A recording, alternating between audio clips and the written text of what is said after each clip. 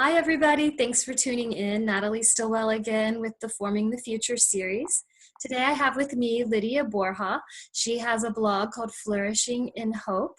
Lydia, I'd love for you to tell our audience a little bit more about yourself and what you're doing over there on your blog. Hi, Natalie. Thanks so much for having me. I'm really excited to be here. My blog just kind of grew up about a year ago, really. After I had birthed 3 children and was pregnant with my 4th. And I went through some pretty severe postpartum depression after 3 of my babies and postpartum anxiety as well. And I didn't really have a lot of support during that time. And I think a lot of that was because I was afraid to look for it and I didn't know what was going on with me or where I could get help. And I didn't want anyone else to ever go through that again. And I was just really bringing it to prayer and felt like God wanted me just to kind of put myself out there in a blog, which, very few people read, but at least, in the hope that it will touch one mom at least. And so that's what Flourish and Hope is about. The resources for pregnant and postpartum moms who may find themselves in a situation where they don't feel like their postpartum is normal and just want to be a way to reach out to them. So. And if you don't mind me asking, you've just recently had your 4th baby? Yes. And how has it been this time for you? And this time, praise God, it was so much better. I had some anxiety that I didn't like for the first few weeks, but no depression this time around. And I actually think that a lot of that had to do with my blog being an outlet for me and having kind of a connection with other moms in the social media world. And that way really helped me a lot. So.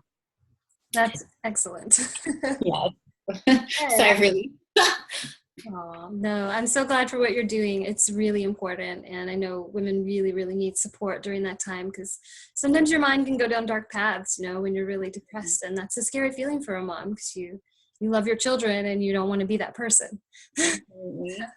Well, it's a little bit related to what we are going to talk about today, which is self-care and also soul care, if you will, for moms. Because apparently that is important, right?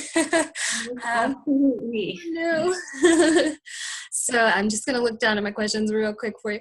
I'm just curious, first of all, why is it important that a mom should take care of herself as a way of loving her children better?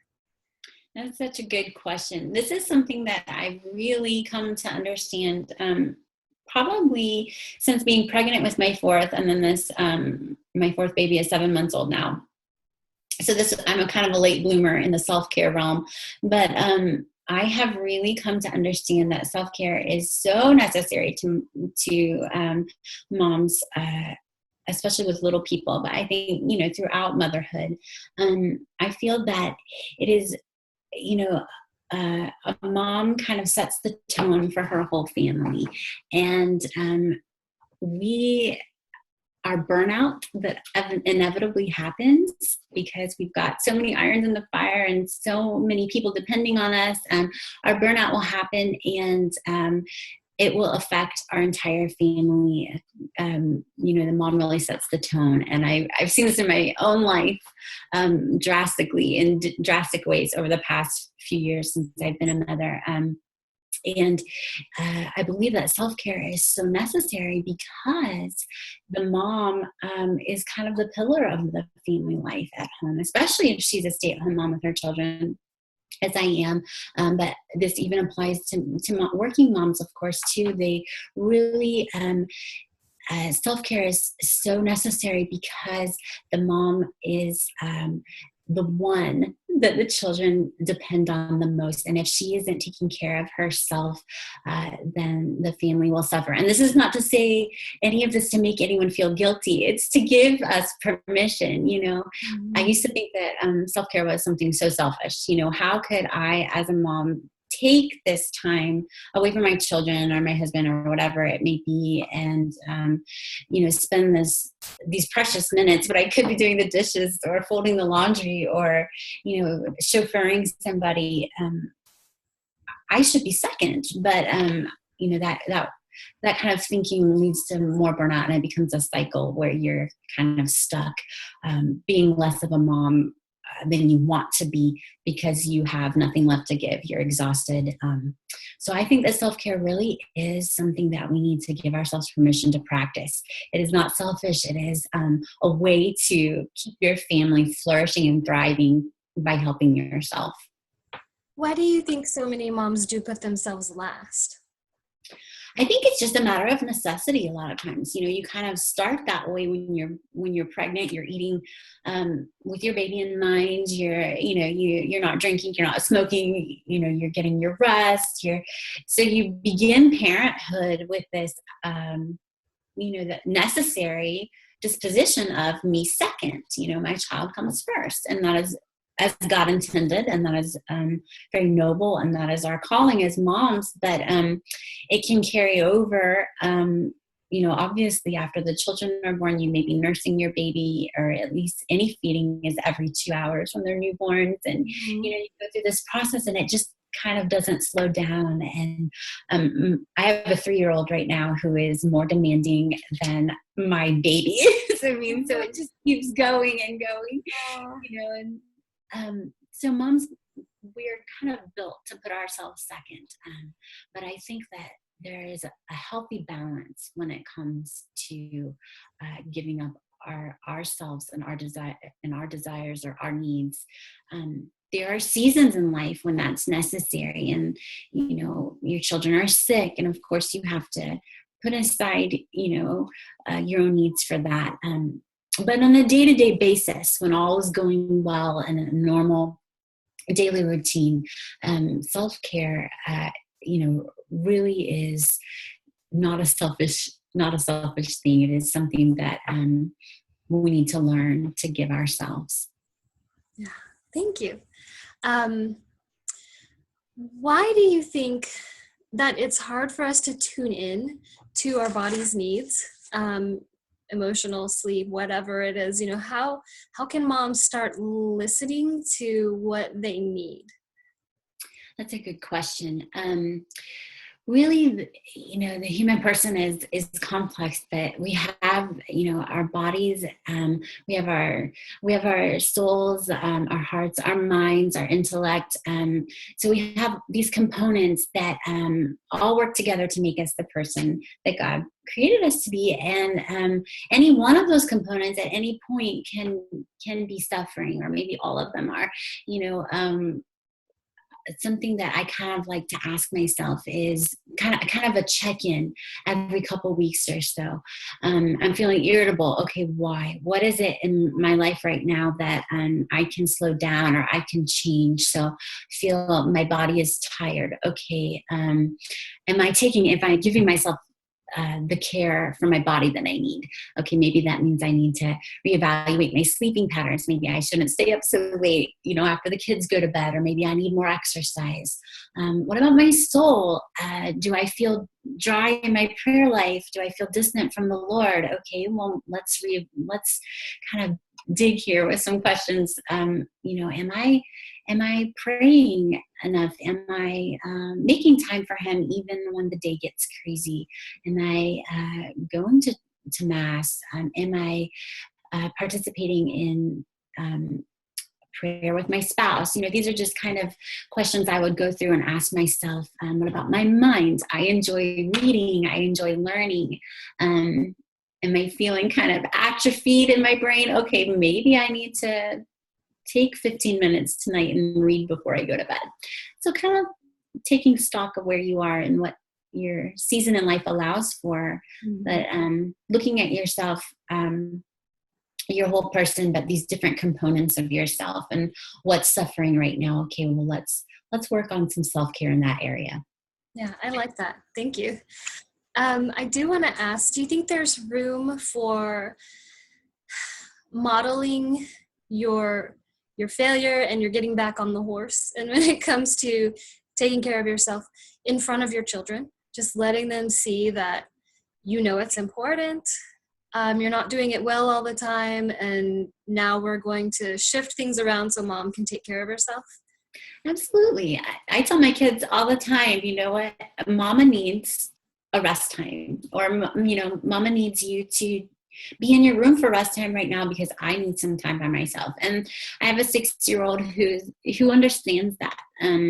He will back off a little bit and give me a little bit of space if I ask him to nicely. And I think that there's a mutual respect there that we're building. I don't think that he's too, I can say it in a way that doesn't hurt his feelings. If we have spent quality time together during the day at some point, then, I feel it's a good way for us to be honest with each other. I need some time alone. My 4-year-old said to me yesterday, I don't want to play here because I don't want to see you people. And I said, okay, that's fair enough. You're telling us honestly, you need some time to yourself, to take care of yourself. And she's listening to her needs, so I think that moms can absolutely model that.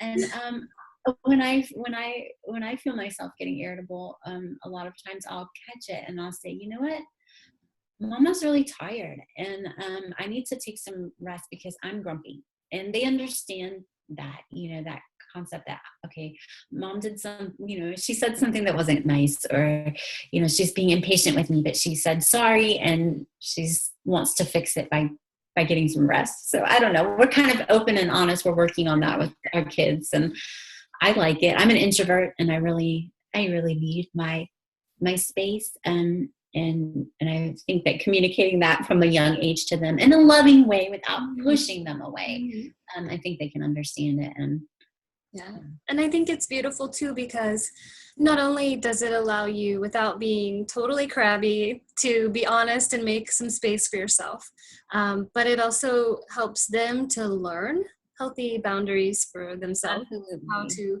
ask nicely for space. Absolutely. I love it. So do you have any lessons that you've learned, or any tips for us otherwise, just practically speaking, for making the time, taking care of ourselves?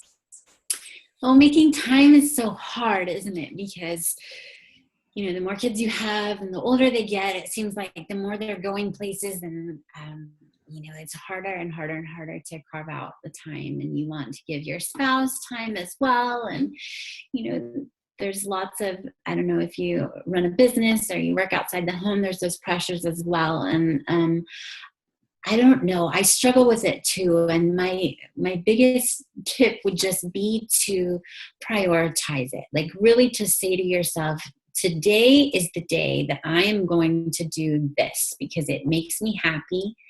And really, do it in a guilt-free way, if possible. Okay, they're well taken care of. They have a babysitter, or they have my husband, and I can guilt-free leave the pile of laundry and go do what's enjoyable to me. So really just prioritizing it, write it on your planner if you have to, at least once a week, I would say, at least, to do something enjoyable, more often if you can. Even little daily small things in my routine that I would consider self-care are showering, taking a shower every morning, putting on my eye makeup, I don't know, straightening my hair, wearing a scarf. I consider these kinds of things, if that's not, somebody's thing, find what is what will make your spirits lift. What is a little bit of self-care that I can do that'll take 5 minutes today? Is it, putting on the eye makeup, or is it doing 15 minutes of Pilates, or is it, taking a walk, whatever, sitting in the sunshine with your feet up? I don't know.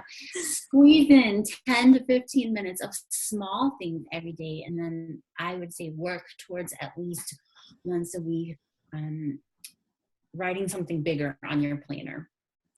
Yeah, that's great. Really helpful. Do you reach out to other people in your network, in your mom circles, family, to ask them to step in and help with the children sometimes, just so you can truly have the space and the time to yourself for a little bit? Absolutely, I do. My husband gets home from work kind of earlier, before dinner every day. And usually that's when I get maybe 15 minutes to myself. I have showered in the morning before then, but then, when he gets home, usually he'll take the kids outside for a few minutes and just let me have some quiet on a lot of days. But I've been blessed with my mom and dad close by, so they step in and help a lot. And I have to ask sometimes, or I'll call one of our babysitters and just say, look, I need 3 hours this morning to just do what I want to do. And, whether that's blogging or reading or, I don't know, housework that needs to be done, whatever it is that, that would make me feel accomplished or ordered or peaceful. Mm-hmm. I work towards that. And I do have to ask for help. And I wish it could be more often than it is. But I work for at least once a week to try to get something good. Yeah. I finally got up the courage recently to just reach out on Facebook to my groups of friends and other moms and just say, hey, could we barter some childcare? You take my little kid for 3 hours. I'll watch yours. And I got several people responding, and I'm glad I had the courage to ask. And then when I'm watching their children, my son's happy because he's playing. And so it's a win-win for sure. One other question I have is, a lot of us have this internal monologue with or dialogue with ourselves that's very negative and that can be very overwhelmed. Do you have any sort of suggestions for like your mindset or rewording the things you tell yourself in your head to help you stress less and be more aware of making time and just relaxing in your parenting? Oh gosh, yes, those are good questions. I am the queen of anxiety. I do have a generalized anxiety disorder. So whether or not I'm postpartum, I have issues. It drives my family nuts. But yes, that is a big struggle for me. Like, just to put aside the things that are nagging at me, like this housework or this project or the groceries or whatever it may be. I do have to work hard to kind of push those things out of my head. But one thing that helps me is to kind of just keep a perspective. So if I feel like overwhelmed by the amount of work, I can't possibly take some time for self-care. One thing that I can do is kind of just say, is this important? Yes. Okay. How important? Is 10 minutes going to make a difference right now? No. Okay. Well, then I can take 10 minutes to sit down and do something for me. Is 10 minutes too long? Okay. Yes. The rice is going to boil over on the stove. Okay. Maybe now's not the time, but like to evaluate the importance, is it going to make a difference if I take 10, 15, 30 minutes? The project will still be there when I finish 30 minutes of self-care. Okay, I can do that, and just to kind of keep it in perspective, it helps a little bit to push the anxiety back. But, motherhood does bring a lot of feelings of overwhelm, and they come at you from all directions. And especially with little people, they can be very overwhelming with all the needs that they have and the things that they want to say and, nonstop talking or, whatever it may be. And so just taking a deep breath and saying, okay, what is important in this moment? This will keep. I can do this. I don't know if that helps, but yeah, no, that is good. Do you on your blog have resources for women who maybe, they're just home alone with the kids a lot and it's overwhelming and they just really need to kind of get out of their head and reach out to somebody and just kind of get grounded? Like, do you have resources that you know of that a mom could tap into when she's just totally frazzled? Well, most of the resources on my blog are from mamas who maybe are having mental health issues post-pregnancy, but I have found just taking to Facebook. I know people bash moms on Facebook a lot, but I just feel like getting on social media, getting out of my living room for 5 minutes, at least in my mind, seeing other people's faces, shooting a quick message to somebody saying, hey, I'm overwhelmed. Can you say a prayer for me? Mm-hmm. And having an answer, that helps me so much. Yeah, I'm praying for you. Gosh, I know what that's like. My kids are nuts today too. Just reaching out a little bit like that. I love social media for that reason. It has a lot of negative things about it as well, but I just really find that being a stay-at-home mom, I need that outlet, even really quickly here and there during my day, to say, I'm frazzled, I'm crazy. Am I alone? No? Okay, good. Okay, I can carry on now. Yeah, I know the power of like just having 5 minutes with a friend on the phone or Facebook and like praying together is such a reset for me. So I can definitely praise social media's existence for that purpose. Yes. Absolutely.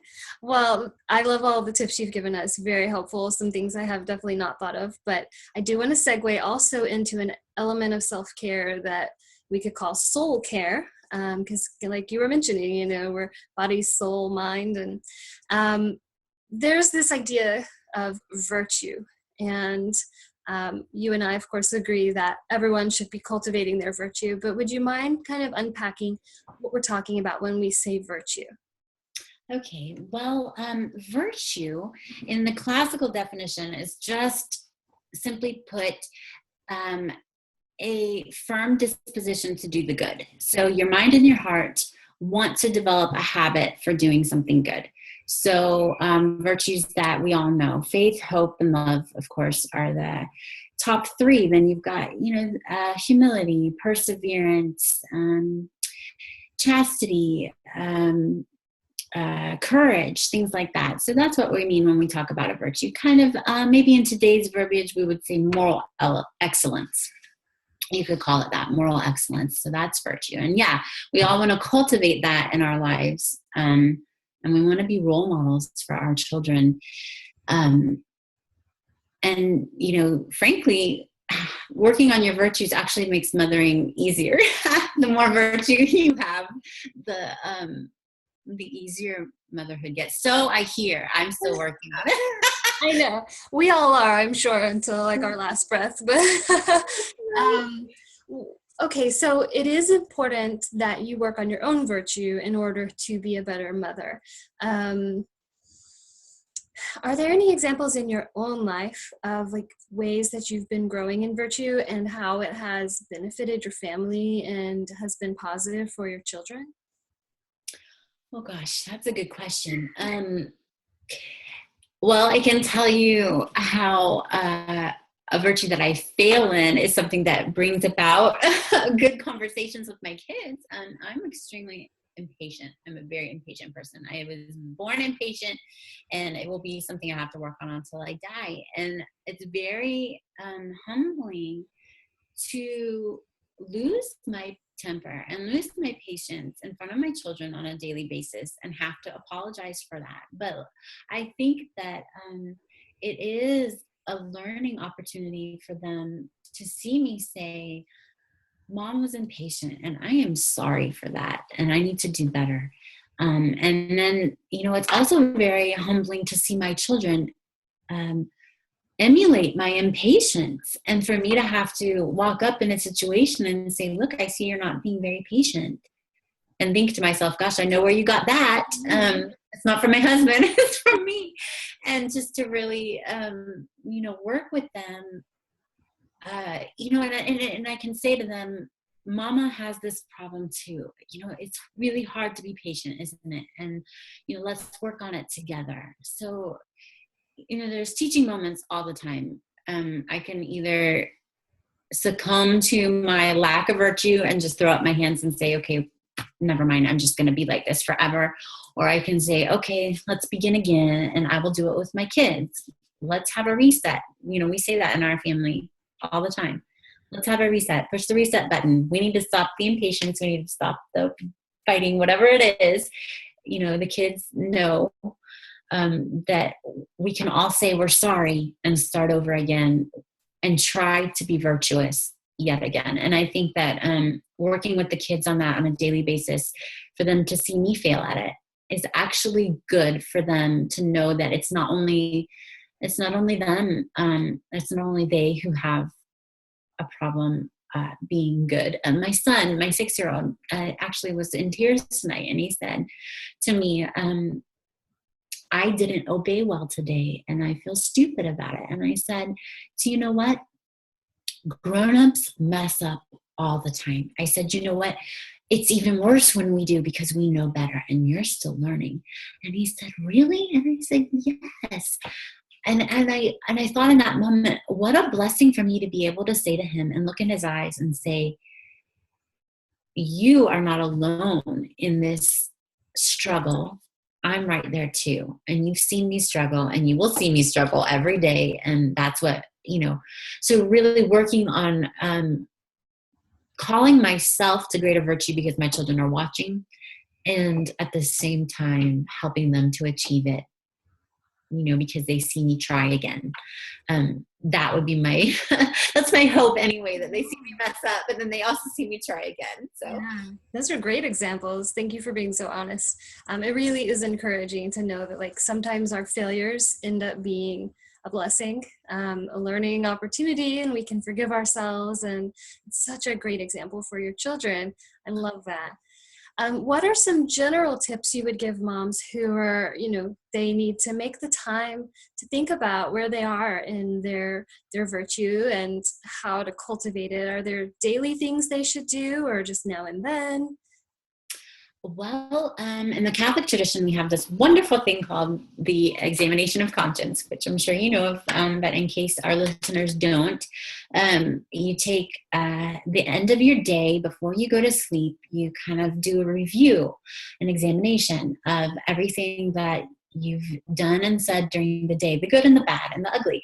And you give it to the Lord, and for what you need to say sorry for, you work on your heart, and you say honestly before the Lord, I really messed up with this, and I want to begin again tomorrow. So that is one very practical and easy. It takes 60 seconds to do that every day, and that all the greatest spiritual masters will tell you that a daily examine at the end of your day is a great way to grow in virtue, because you can see a pattern in your behavior and you can really work towards fixing it. Also, for Catholics, monthly confession. That is something that I am resolving to do yet again. I always let that kind of slide into 2 months, 3 months, whatever, but I'm trying again to go for monthly. If you're not Catholic, just really working towards and maybe an accountability partner, just saying with somebody, I have this problem, to a fellow mom.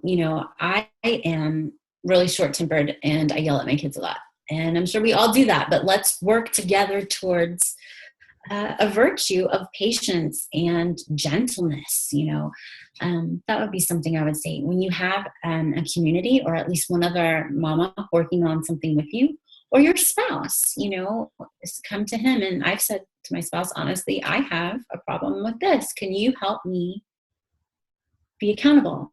When you see me start to fail in this virtue, will you hold me accountable to that? And, so just being honest before the Lord and before your friends or a trusted friend or your spouse can go a long way to really help you to look at your life well.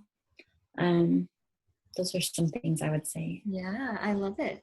And I just was reading on Facebook earlier, a friend of mine who's married, he was saying, I always wish I could get a spiritual director. I always envy people who are in a religious vocation because they have spiritual directors.